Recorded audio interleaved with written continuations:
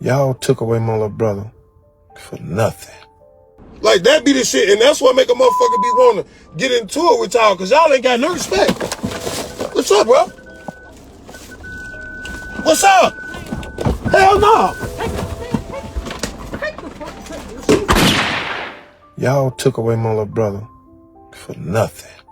The chain has a tracker in it. It's got a tracker in it. I'm the motherfucker who made the chain. That nigga done survived 5 shootings up there. 5. Then he downed me from 1 motherfucking shot. Kevin Watson's brother just confirmed what we all suspected. This wasn't about no robbery.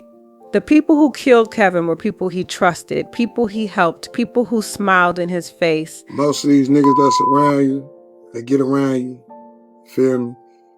They jealous of you, cause most times they want your chick, they want your lifestyle, or they want your plug, whatever you got going on. So we gotta stop falling in the habit of making a mistake, but because a motherfucker around us, they with us. You feel me? Like, you ever notice, like, you my homie, like, nigga, we might not even be friends on the book, but why would you try and be friends with my chick on Facebook? You feel me? Let me tell you something about Kevin Watson that his own family just revealed. And girl, this is going to break your heart. Kevin wasn't just another Chicago promoter trying to make it. He was a man with a heart too big for the streets he was living in. Kevin's older brother just went live and said something that's going to change everything you thought you knew about this case. What I want people to understand is I've been preaching for years. I've been preaching for years to bro to not trust no motherfucker. But bro had a big heart. He had a big heart. He kept trusting niggas, helping niggas, looking out for niggas. And now he gone. 40 years old, father to a 6-year-old daughter named Juju, Kevin was the type of person who would help you get a job, lend you money, look out for you when you needed it most. But anyways, in a city like Chicago, that kind of kindness can get you killed. His brother had been warning him for years, telling Kevin that the same people he was helping, the same ones coming around with their hands out, were the same ones plotting against him. But Kevin kept showing grace. You had that big ass heart. You kept letting these hating ass niggas get close to you, bro. And I kept telling you. I told you a million times. These niggas don't like you. They don't fuck with you. They hate you. They hated your aura, your energy. They hated everything about you. They never liked you. But you still showed grace. You still will look out for these same motherfuckers, bro. So what makes this even more devastating is that Kevin's brother and sister knew what was coming. They stayed away from certain people, certain places, because they could see the hate. But Kevin kept his circle open. You still will look out for these same motherfuckers, bro. You looked out for these niggas, man. And I kept telling you, why you think me and Shorty don't pop out? Because we know what's going on. We know niggas don't like us. Niggas been trying to figure out for years what a motherfucker doing. Moving on to what Kevin was like in Chicago's nightlife scene. Kevin was visible, Kevin was successful, and Kevin wasn't shy about it. He promoted events, brought crowds to venues, and yeah, he liked his jewelry. That custom chain with his name on it wasn't just fashion, it was a symbol of what he'd worked for. But his brother just revealed something that's gonna blow your mind. That chain everyone thinks got stolen, his brother made it and he put a tracker in it. It's got a tracker in it. I'm the motherfucker who made the chain. The chain has a tracker in it. We don't do stupid shit to where people gonna do dumb shit like this. Y'all took my little brother's life over a chain. So if this was really about robbery, why didn't they take the chain? And if they did take it, why haven't they been caught yet when there's literally a tracker on it? Now here's where this story gets really dark, and this is information that Kevin's family is sharing for the first time. This wasn't the first attempt on Kevin's life, not even close. Kevin's brother just dropped a bombshell that has everyone rethinking everything. That nigga done survived 5 shootings up there. 5. Then he downed me from one motherfucking shot. I'm mad at the motherfucker at you, too. I'm mad. I'm mad, nigga, I'm mad. Let me say that again. 4 or 5 previous attempts. Kevin had survived 5 shootings before that fatal Wednesday night. 5. And his brother knew that each time Kevin was getting closer to not making it home. But hey, Kevin kept living his life, kept going live, kept trusting the wrong people. His brother said it plain. That man done survived 5 shootings up there. 5. Then he downed me from one shot. So what makes this even more heartbreaking is that Kevin's brother could see it coming. He knew his little brother's big heart was going to be his downfall. Kevin kept helping people who were studying him, watching his moves, figuring out how to get close enough to hurt him. You let too many hating ass niggas see you had that big heart. You had that big ass heart. You kept letting these hating ass niggas get close to you, bro. And I kept telling you. I told you a million times. The night Kevin died, he had just left his cousin's job at that liquor store on Madison. He was probably feeling safe, probably thought he was just going to do a quick live like always. But Kevin's brother revealed that people had been watching, waiting, planning. Black people hate each other over materialistic shit. We hate each other over materialistic shit. That was his chain. That was his shit. That was his chain. That was his... He paid for that. It took some time to pay for that shit. He worked for that shit. You got niggas on here talking about, oh, it was fake. It was, man, listen, man. Bro worked his ass off for that little ass chain. But like his brother said, we know it's more to the story than that, though. Kevin's brother knows exactly who did this and why. He told the detectives he was giving them 24 hours. When this shit come to light, all I can do is start praying for y'all. For the motherfuckers who did that. All I can do is pray for you. It's gonna come to light. It's gonna come to light. And that's the part that should have everyone paying attention. This wasn't random. This wasn't some stranger seeing Kevin's jewelry and deciding to rob him. This was people Kevin knew, people Kevin trusted, people Kevin had probably helped at some point. Y'all took away my little brother for nothing.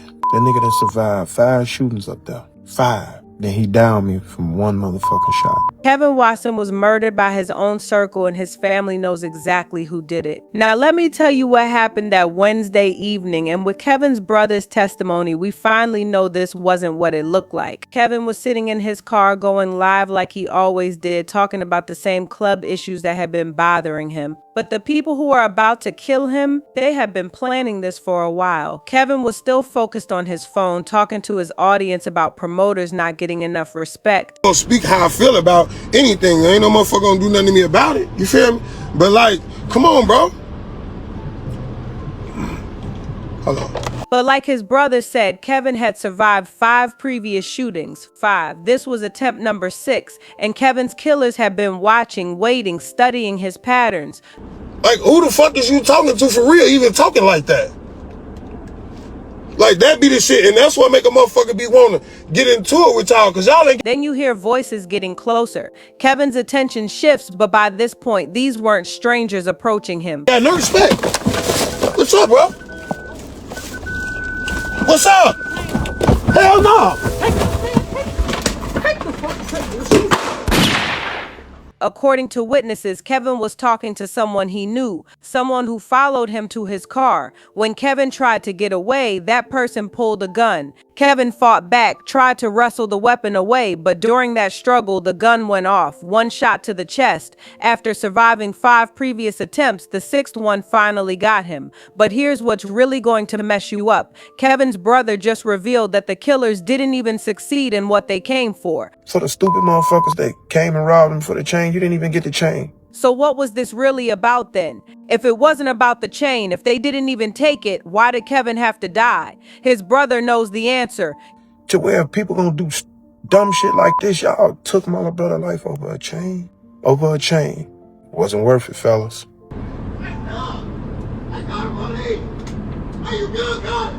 Kevin was fighting for his life, choking for breath, struggling to survive, and all of this was happening live on Facebook for nearly 2 million people to witness. Then that man showed up claiming to be Kevin's cousin. My blood cousin, fuck. I got him. I'm trying to find the key because this bitch is locked and this shit ain't. Huh? And that's why I'm finna see. But now that we know this was betrayal by people Kevin trusted, that cousin's timing makes more sense. When you're dealing with people from Kevin's own circle, of course someone connected would show up quickly. Moving on to what Kevin's family knows that the police are still trying to figure out. Kevin's brother just gave us information that should have this case solved immediately, but for some reason nobody's been arrested yet. First, let's talk about that chain everyone thinks got stolen. Kevin's brother made it himself, and he put a tracker in it. It's got a tracker in it. I'm the motherfucker who made the chain. The chain has a tracker in it. We don't do stupid shit to where people gonna do dumb shit like this. Y'all took my little brother's life over a chain. So if there's a tracker on the chain and the brother knows who made it and where it is, why hasn't this case been solved? Make it make sense. But hey, Kevin's brother already knows who did this. He told detectives he was giving them 24 hours to handle it. Detectives, I know y'all watching my live. I know y'all watching. I gave y'all 24 hours. Let me tell you something. When a victim's family member is giving police ultimatums and talking about what they might do, that means they know exactly who the killers are. Kevin's brother isn't guessing. He's not speculating. He knows. The investigation should be simple. Kevin was killed by people he knew, people he trusted, people he had helped. His brother has been preaching for years about these same people being fake, being jealous, being dangerous. But the police are moving slow and Kevin's family is getting frustrated. So what's taking so long? If the family knows who did it, if there's a tracker on the chain, if this was clearly planned by people in Kevin's circle, why are the killers still walking free? This was about jealousy, betrayal, and people who couldn't stand to see Kevin succeed. Anyways, Kevin's family is dealing with a murder that was completely preventable. Kevin's brother had been warning him for years about the people who ended up killing him. Kevin's 6-year-old daughter Juju will grow up without her father because people Kevin trusted decided his death was worth whatever they thought they would gain. There's no motherfucking way that you shouldn't be here with Juju right now. There's no way, bro. You shouldn't be here with Juju. Because of a hating ass nigga that wanted a chain that he couldn't do shit with. The investigation continues, but Kevin's family isn't waiting for justice. They're speaking out, they're naming names in their own circles, and they're making sure Kevin's killers know that they know, period. When someone's brother goes live and starts talking about giving police ultimatums and stopping prayers for the people responsible, that's family getting ready to handle business their own way if the system doesn't work. Kevin Watson was murdered by people he called friends, and his family is about to make sure the whole world knows exactly who they are. Now here's what's really going to frustrate you about this whole case. Despite Kevin's brother knowing exactly who killed his little brother, despite there being a tracker on that chain, despite this entire murder being caught on Facebook Live for nearly 2 million people to see, there still haven't been any arrests. None. Zero. And Kevin's family is done waiting. Kevin's brother gave the Chicago Police Department a 24-hour ultimatum. 24 hours to do what? To arrest the people his family already knows killed Kevin, to use that tracker evidence, to stop playing games with the grieving family that has all the answers police claim they're still looking for. But hey, the system is moving slow, and Kevin's brother is making it clear that his patience is running out. The fact that no one has been arrested yet, despite family testimony, video evidence, and tracker technology, tells you everything you need to know about how these cases get handled when it's black men killing other black men in Chicago. Let me tell you something about what Kevin Watson's death really represents, and his brother's words are going to stay with you long after this video ends. Kevin's brother said, "I ain't going to even say the best thing. I'm just going to say, I wish we could have had one more conversation." That hits different when you know Kevin's brother had been warning him for years about the people who ended up killing him. One more conversation might have saved Kevin's life. I'm the nigga that's always preaching peace. I'm always preaching peace because I love my people. But I'm all out of love now. I don't have no more love. Ain't no more love left in me, man, for niggas. Ain't no more love left in me for niggas, man. You niggas killed a man over some hate. Girl, when someone who preaches peace says they're out of love, that tells you how deep this betrayal goes. Kevin's brother loved his community, believed in his people, tried to keep the peace, but watching his little brother get murdered by people they trusted, that broke something in him that can't be fixed. Kevin's story isn't just about one man getting killed. It's about what happens when kindness becomes a weakness, when helping people makes you a target, when your own community turns against you out of jealousy. Black people hate each other over materialistic shit. This wasn't really about a chain. This was about people who couldn't stand to see Kevin succeed, people who hated his energy, his success, his ability to bring crowds and make money. Kevin worked for everything he had, and instead of being inspired by his success, people around him decided he needed to die for it. Kevin's 6-year-old daughter, Juju, will grow up knowing that her father was murdered by people he trusted, people he probably helped at some point. She'll grow up seeing that Facebook Live video knowing that millions of people watched her dad take his last breath. But anyways, Kevin's brother wants people to understand who Kevin really was beyond that viral death video.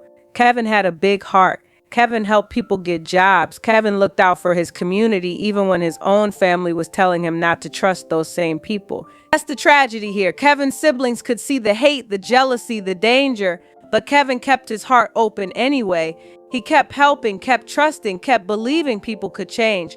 But Kevin wasn't trying to be smart. Kevin was trying to be good. And in a world full of hate, sometimes being good gets you killed. So what? Kevin's death represents every person who got murdered for being successful, for having nice things, for refusing to dim their light to make others comfortable. In the Black community,